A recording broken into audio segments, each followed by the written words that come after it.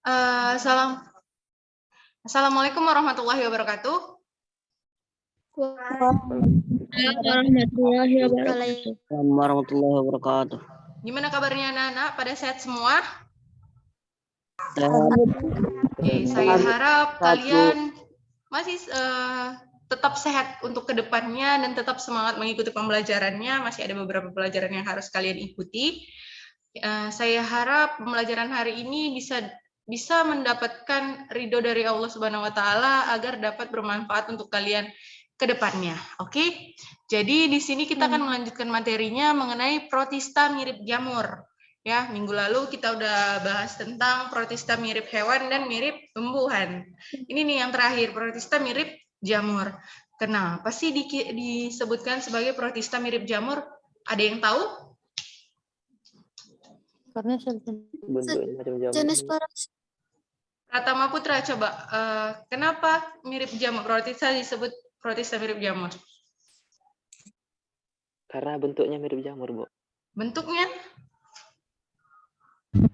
Karena memiliki spora, Bu.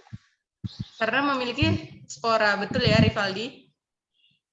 Oke, karena memiliki spora nih. Nah, kenapa dia bisa memiliki spora? Karena punya sporanium. Tapi kenapa nggak langsung dimasukkan aja dia di kelompok jamur? Kira-kira ada yang tahu alasannya? Karena apa? Karena organnya tidak sejati, Bu. Kayak cuma menyerupai jamur aja, Bu. Oke, kurang tepat. Ada kira-kira jawaban lain?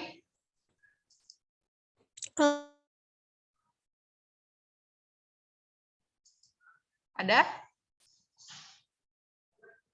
Oke, dari Pak Aisyah coba. Kenapa Kak kira-kira? Jaringan Aisyah kayaknya kurang stabil ya, Nak?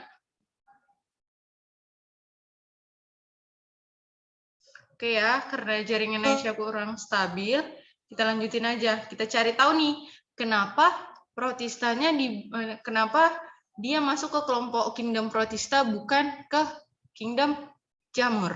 Oke? Sini kita akan cari tahu. Pertama nih, kalian harus tahu apa aja sih materi yang harus kalian pahami di protista mirip jamur.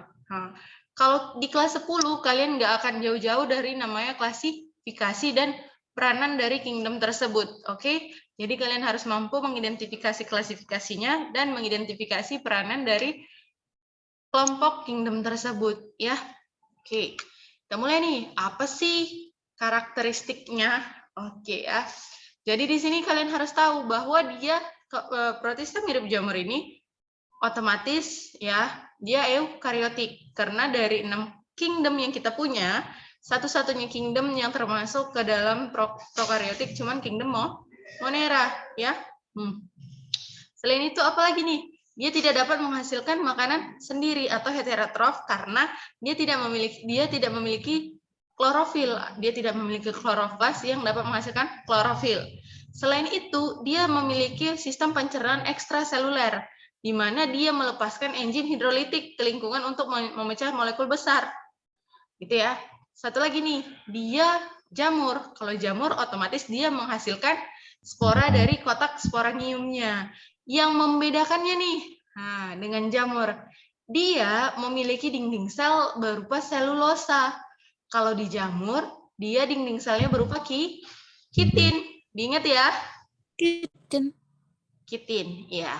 Nah, selain itu, dia ada beberapa yang bersifat uniseluler dan ada beberapa yang multiseluler, ya. Oke. Oke, kita lanjut yang lainnya. Habitatnya, dia dapat hidup secara parasit maupun saprofit. Parasit, misal Phytophthora infestan, ya. Phytophthora infestan parasit tanaman pada tomat dan kentang. Sedangkan kalau misalnya yang dia ada juga yang saprolegnia di mata di ikan ini biasanya. Saprofit itu yang hidup pada organisme mati atau sisa-sisa makhluk hidup. Gitu ya, cara hidupnya dua, saprofit maupun parasit. Oke. Nah, untuk klasifikasinya sendiri, nah, di sini dilihat nih, berdasarkan struktur tubuh dan lingkungan hidupnya, protista mirip jamur dibagi menjadi dua. oomycota dan myxomycota. Oomycota disebut juga sebagai jamur air, myxomycota disebut sebagai jamur lendir. Ingat ya, jamur air dan jamur lendir. Oke, untuk oomycota, untuk kalian biar lebih paham, yang pertama nih ada contohnya saprolegnia ya. Saprolegnia ini biasanya kalian bisa ketemukan dia sebagai patogen pada ikan yang lemah dan mudah stres. Jadi kalau misalnya kalian lihat ada beberapa kelompok ikan yang stres dan lemah, sering nih saprolegnia ini ditemukan. Ya. Nah,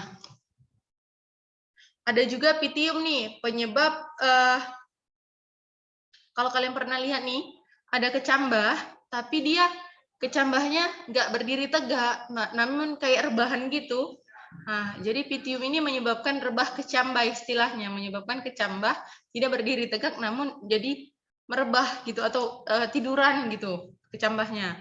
Nah, yang ini mungkin paling sering kalian jumpain, Phytophthora infestan, penyebab penyebab busuk pada tanaman tomat. Jadi misal kalian beli tomat nih, kelihatan segar, ternyata waktu dibelah ada nih jamurnya. Nah, penyebabnya itu karena adanya jamur air dari kelompok Protista mirip jamur nih, Phytophthora infestan. Selain di kentang ada juga nih di tomat, ya. Oke, kalau dari tadi tuh kita bisa kan kalau kita lihat dia termasuk salah satu, kita udah lihat contohnya. Nah, kita tahu dulu nih ciri-ciri dari beberapa contoh tadi. Nah, kalau dilihat secara mikroskopik, kita bisa lihat nih bahwa dia memiliki hifa yang tidak bersekat. Habitatnya kebanyakan di air, habitat umumnya. Nah, terus dia termasuk multiseluler umumnya kebanyakan, ya. Terus dia memiliki dinding sel tersusun atas selulosa, ya. Dan memiliki sporanium. Untuk reproduksinya sendiri dibagi menjadi dua, reproduksi vegetatif atau aseksual dan reproduksi generatif atau dengan secara seksual nih. Kita lihat, kita mulai dari fase aseksualnya dulu nih. Jadi tadi kan saya bilang bahwa oomycota itu, ini nih salah satu contoh oomycota. Ini contoh dari tanaman, contoh dari jamur berupa Phytophthora infestan. Ini ya, Phytophthora infestan. Jadi di sini kalau kalian lihat, ini sebagian sporaniumnya. Ya, ini hifa bersekatnya. Yang kayak gini hifa bersekat, ini zoosporanium. Jadi ketika dia di fase zoosporanium, kita balik ya ke fase aseksual.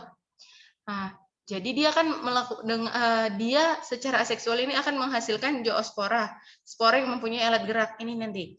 Jadi zoosporanium ini akan melepaskan zoospora atau spora dengan alat gerak dengan dua flagel nih. Nah, nanti ini akan mengalami perkembangan membentuk hifa. Lama-lama hifanya nanti akan membentuk tabung berkecambah nih yang akan berkembang nih. Nah, jadi makin banyak nih cabang-cabang dari hifanya akan mengalami ya. Ini untuk fase aseksualnya ya. Nah, ketika dia memasuki fase seksual, misal nih kita lihat dari zoosporaniumnya. Kan tadi zoospora dilepas nih. Zoospora tadi akan mengalami pembelahan meiosis di mana terjadi proses fertilisasi antara ovum dan sperma. Fertilisasi di sini adanya ini ya perkawinan. Nanti terjadi nih fusi atau fusi atau peleburan antara oogonium dengan sperma.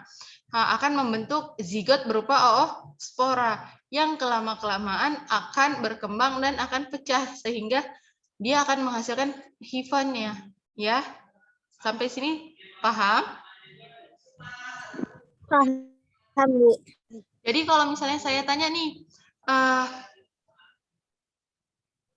kalau dia menghasilkan oospora, dia fase aseksual atau seksual? Seksual. Seksual ya. Kalau di aseksual menghasilkan Zoospora. Oke. Simpel nih. Kita masuk ke kelompok yang kedua, myxomycota atau jamur lendir. Ada beberapa contoh nih, ada Fusarium, Lycogala ini biasanya sering dimanfaatkan nih sebagai sumber makanan. Lycogala ataupun Archiria ya. Nah, apa sih karakteristik dari Myxomycota ini? Nah, ini nih salah satu Myxomycota. Dia uniseluler namun memiliki banyak inti sel ya. Jadi Myxomycota ini dia habitatnya di tempat lembab. Kalau kalian lihat ada di hutan basah, sampah yang basah, kayu busuk. Ini didominasi daerah yang lembab. Bentuknya seperti lendir karena dia tidak memiliki dinding sel. Ya, protoplazmanya tidak. Jadi mirip amuba kan? Kalau kita lihat-lihat. Cuman amuba satu intinya, kalau ini dia memiliki banyak inti, ya. Nah, terus apalagi nih? Kalau kalian perhatikan nih, dia untuk kelompok Myxomycota ini dia memiliki warna yang cerah, ya. Nah, terus dia bentuknya dia termasuk kelompok jamur yang bisa uniseluler maupun multiseluler. Nah, nggak ada di fase yang nggak ada kelompok yang mendominasi. Misal tadi kayak di Oomycota yang paling mendominan dia bersifat multiseluler. Nah, untuk reproduksinya dapat terjadi secara seksual dan aseksual, di mana secara aseksual dia dapat membentuk spora, sedangkan di secara seksual dia dapat membentuk apa nih? Pembentukan sel gamet dengan cara gami. Oke, yang perlu kalian pahami di fase hidup dari Myxomycota ada beberapa fase nih. Yang pertama, dia sel tunggal berflagel. Jadi ada satu sel yang memiliki flagel, ya, memiliki alat gerak nih. Nah, dan juga ada fasenya dalam bentuk amoeboid. Dia satu sel yang kayak amuba, sel amuba dengan satu inti sel, ya. Ada juga dia yang berbentuk plasmodium nih. Dia uniseluler namun memiliki banyak inti, ya, hasil dari pembelahan sel, gitu ya. Ini ada 3 fase yang paling penting. Sel tunggal berflagel, amoeboid, dan juga plasmodium. Kira-kira paham untuk fase bentuknya? Oke, kita bahas nih dari proses secara aseksualnya. Jadi, ini kan sporanium dewasa. Sporanium dewasa nanti akan menghasilkan spora. Spora tadi mengalami perkecambahan. Nanti spora yang mengalami perkecambahan ini dapat membentuk 2 bentuk siklus.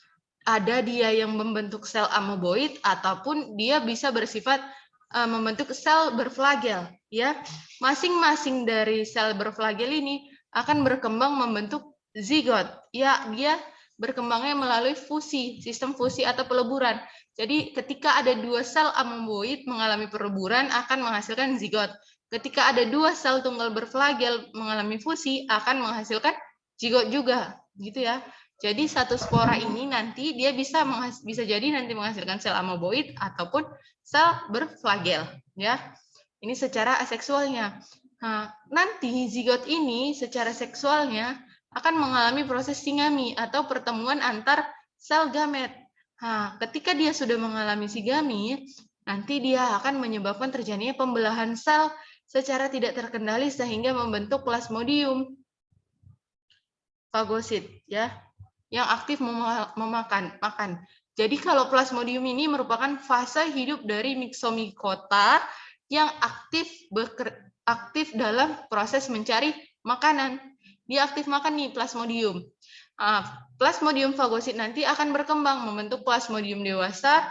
Dari plasmodium dewasa nanti akan berkembang membentuk sporanium muda yang lama-kelamaan akan membentuk sporanium dewasa. Balik lagi deh penghasilan spora, gitu ya. Kira-kira paham? Iya, berarti Bu dalam satu Myxomycota melakukan dua reproduksi, Bu, 2 jenis reproduksi. Oh, jadi dia gini, dia bisa melakukan reproduksi secara aseksual maupun seksual. Dia bukan sekaligus, ya, diingat, dia bukan secara sekaligus. Oke? Oke, Bu. Nah, gitu ya, satu catatannya. Terus biasanya di fase plasmodium ini nanti ada satu fase namanya, sorry, saya kira ada gambaran Mariana. Oke, sebentar. Enggak ada ya. Nanti dia akan memasuki fase namanya skleretia. Jadi plasmodium itu berada di kondisi tidak menguntungkan sehingga dia akan membentuk tubuhnya, membentuk skleretia untuk biar dia nggak mati nih nak, karena lingkungannya tidak mendukung untuk melakukan proses pembelahan. Jadi dia akan membentuk fase hidupnya skleretia, kayak gini nanti modelnya. Tapi bentuknya kayak spora, tapi dia kayak, kalian tahu rantai besi? Tahu, Bu. Nah, nanti bentuknya kayak gitu, warnanya kuning cerah ya, itu disebut skleretia. Bentuk fase hidup dari Myxomycota ketika kondisi lingkungan tidak mendukung ya, gitu. Tadi yang nanya Salsabila dari kelas mana, Kak? Dari Galileo, Bu. Dari Galileo. Oke, thank you, Sal. Oke, kita bahas nih peranannya. Jadi, peranan Myxomycota ini ada banyak nih. Dia bisa sebagai sumber makanan, ataupun dia dapat berfungsi sebagai parasit. Ya. Untuk sebagai fungsinya sumber makanan dari kelompok Lycogala epidendrum. Ya. Saya belum pernah makan ini, tapi beberapa orang pernah makan ini. Oke. Ataupun dia nanti dapat menjadi sumber sebagai parasit nih di akar-akar tanaman Brassica. Contohnya Plasmodiopora brassica ya. Jadi kelompok kubis-kubisan ya. Baik itu misal di bunga kol ya, kelompok kol, kubis dan lain-lain ya. Di akar tanamannya nih digerogotin dari kelompok Myxomycotanya. Nah, ataupun dia dapat juga nih merusak daun di tanaman anggur atau Plasmofora viticola. Nah, ya, ataupun tanaman jarak di Albugo tragoponis ya, gitu ya, Nak. Daun atau buahnya itu diselimutin. Jadi kayak buah anggurnya itu kalau Plasmofora viticola itu nanti kayak ada salju-saljunya gitu, ya. Oke. Sejauh ini paham? Ada pertanyaan? Paham, Bu. Bu, pada umumnya yang tadi tuh yang sebelum kemari yang apa itu tadi flagella sama yang ini dia, Bu. Dia pada umumnya lebih ke sel amoeboid apa flagella dia, Bu? Oke, dia lebih mendominan ke sel amoeboid ya. Cuman dia tetap ada nih fase hidupnya dia sel berflagel. Dia tetap dibentuk nanti biasanya, cuman yang paling mendominasi itu ini sel berflagel. Fase amoeboid.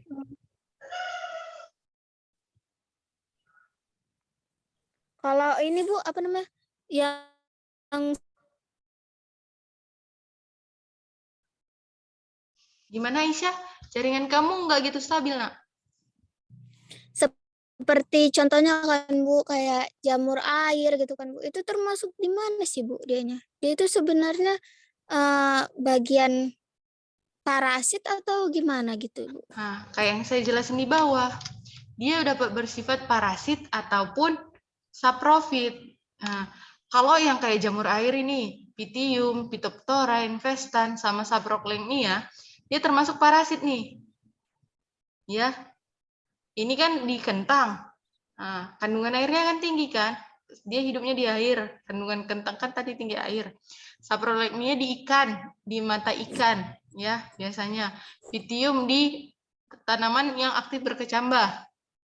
Dia jadi bersifat parasit. Nah, gitu ya.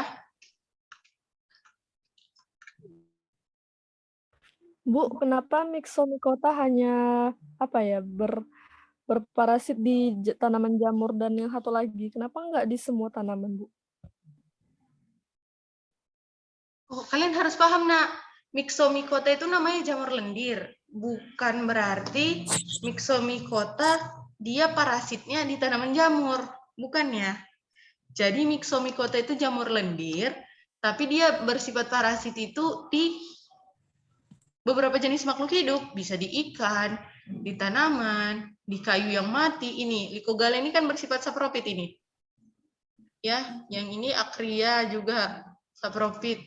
Tapi kalau misalnya kayak yang Plasmodiopora brassica ini parasit di tanaman, gitu ya.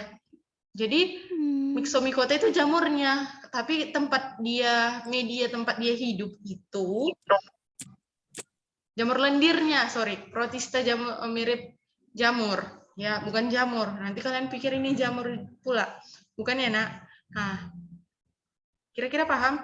Jadi saya lurusin konsepnya. Ini termasuk protista, ya, dia termasuk protista mirip jamur, ya. Kenapa mirip jamur? Karena dia bersifat uniseluler, ya. Satu, dia uniseluler atau multiseluler. Terus dia tidak memiliki banyak nih contoh-contohnya, ya. Dia cuma perbedaannya di dinding selnya. Dia menghasilkan spora, ya, hifa gitu-gitu. Enak? Iya Bu, iya Bu. Oke, ini coba dijawab. Ada nggak kira-kira yang tahu? Mudah kok soalnya. Parasit pada keluarga Brassica yang menyebabkan pembengkakan pada akar adalah, ada yang bisa jawab kira-kira?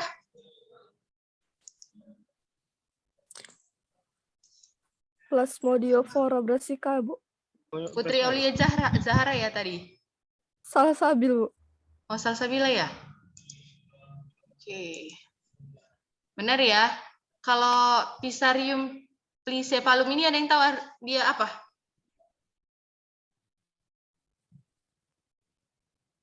Nanti ini kan ada PPT-nya, ada di psikologi, saya input.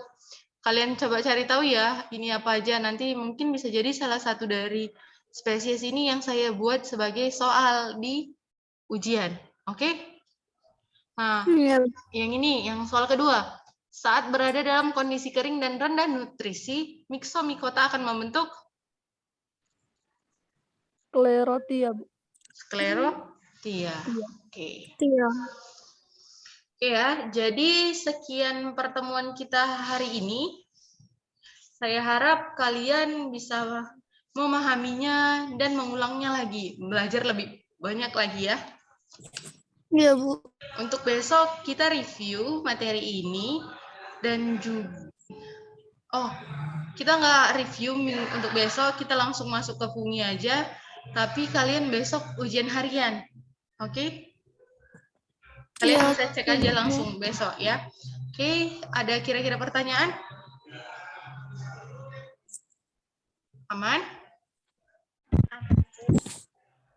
Oke, saya boleh tunjuk satu orang untuk menyimpulkan pembelajaran kita hari ini. Tadi Einstein udah ada yang saya mau Alia Putri Wanda. Coba Kak disimpulkan pembelajaran hari ini. Iya, Miss. Protista mirip jamur itu memiliki spora, Miss.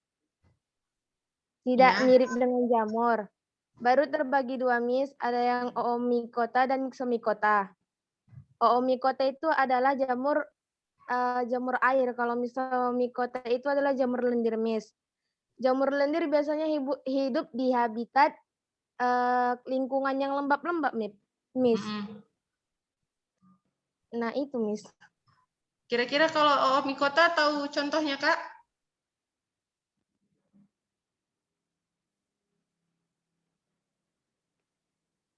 Enggak ya? Oke, nggak apa-apa. Jadi contoh yang Oomycota, Phytophthora infestan yang parasit di tanaman tomat dan kentang ya. Jangan sampai lupa. Jadi terima kasih untuk partisipasinya. Sekian pertemuan kita hari ini. Assalamualaikum warahmatullahi wabarakatuh. Waalaikumsalam warahmatullahi wabarakatuh. Waalaikumsalam.